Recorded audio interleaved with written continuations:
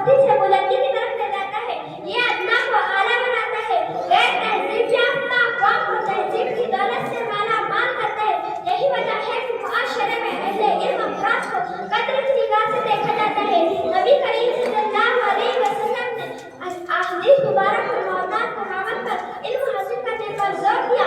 रसूल अकरम सल्लल्लाहु अलैहि वसल्लम ने इरशाद फरमाया, इल्म का तलब करना हर मुसलमान मर्द औरत पर फर्ज है। इल्म अल्लाह की सिफतों में से एक सिफत है।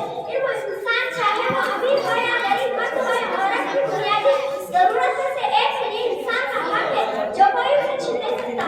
इस्लामी तारीख गवाह है कि मुसलमानों ने तारीख के दरमियान मेराज पाकर दीन व दुनिया सरबुलंदी और तरक्की की, लेकिन जब भी मुसलमान इल्म और तालीम से दूर हुए वो दुनिया का मुकाबला करने में नाकाम हो गए।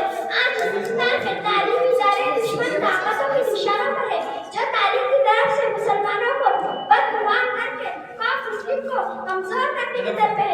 हमें उनके मुकाबले के लिए काम करना होगा और अपने तालीमी निज़ाम के मकासद को वाज़ेह करना होगा। इल्म